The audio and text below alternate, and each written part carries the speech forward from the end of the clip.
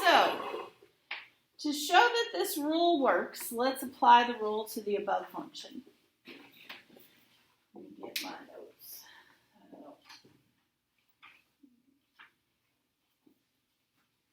There we go.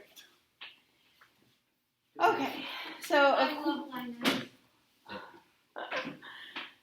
according to the rule, f prime of x equals, you okay? Yeah, I forgot to put my throat. Oh, you take the derivative of the first one. So I'm going to take the derivative of 2x minus 3. What is the derivative of 2x minus 3? 2. 2. Can you see that too? Then it's times the second one. So times g of x, which is just exactly how you see it, x squared minus 2x plus 1. 2x minus 2. Well, that's the derivative, but according to the rule, it's the derivative of the first times the second plus the first. Yep. Can you use another column? I can see. Oh, yeah. I thought for some reason you said column. I did too. That's why I was like, what? Whoa. I will use another color. That better? Okay. So, the derivative first times the second plus the first. Now we're going to take the derivative of the second. So the derivative of that one, which you were telling me, Daniel, what was it? 2x minus 2. Good. Now, would it matter if we had these in reverse order? Probably not. No, it's addition. So it doesn't matter by the commutative property. It doesn't matter what order you add those in. So if you were taking a test and you're like, oh man, am I supposed to take the derivative of the first times the second, or am I supposed to take the first times the derivative of the second? It doesn't matter. You take the derivative of one times the other one plus the other one times the derivative of the other one. You know what I'm saying? Mm-hmm. So it doesn't really matter as long as you get them both in there. So distribute, you get 2x, I want to go back to black, 2x squared minus 4x plus 2. And here I FOIL, you get 4x squared minus 4x minus 6x plus 6. Please let me know if I made an arithmetic error somewhere. You know how I am. Combining like terms, I have 6x squared, negative 8x minus 6 would be negative 14x, and then 2 plus 6 is 8. And if we look back up here, that's exactly what we got up at the top. So you didn't have to multiply them together first. You could just take the derivative of each part. Some of you may be thinking, well, I think it's easier to multiply together. It may be here at first, but it's not going to be. So get used to using the product rule. All right.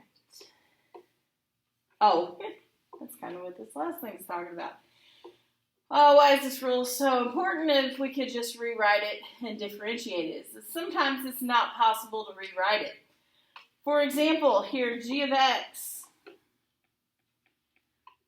equals x squared times the sine of x. There's no foiling to that. I can't simplify that, but I have two terms that are multiplied together that both have variables in them. I have this one and I have this one. So I have to use the product rule.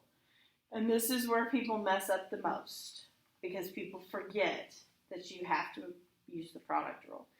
People want to make this 2x times the negative cosine of x. You can't just take the derivative of each one. So, let's see. Apply the product rule to find the slope of the normal line to the graph of this when x equals pi.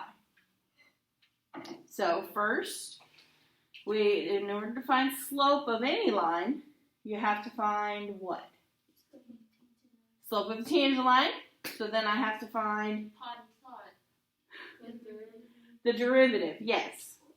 And pod and sod, yes. Yes.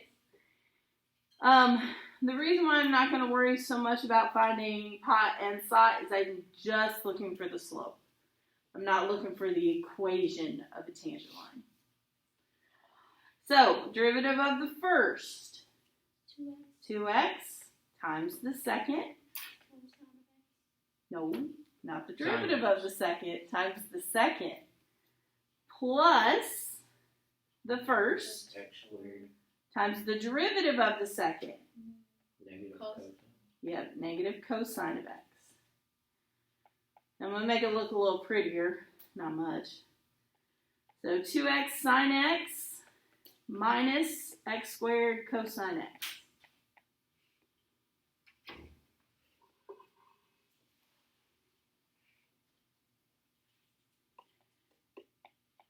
So now let's plug in pi.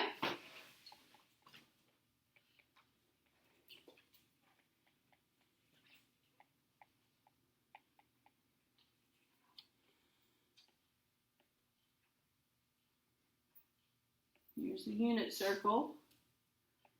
Pi is -1, 0. So it's the sine of pi.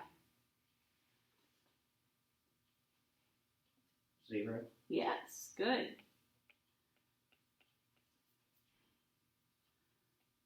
What's cosine of pi? -1. So 2 pi times 0 is 0. Negative pi squared times -1 is just pi squared.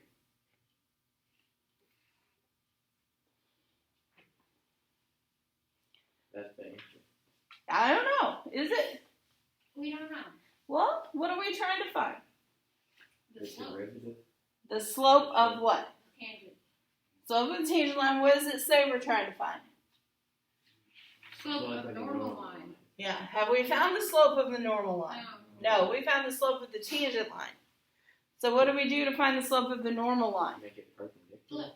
Yeah, it's perpendicular. You flip it and change the sign. Yep, good.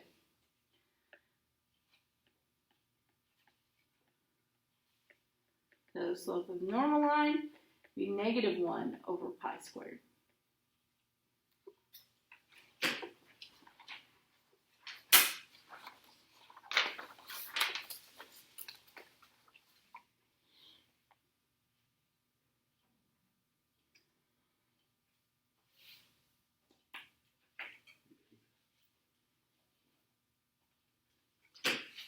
Alright, so we're going to look on these next ones.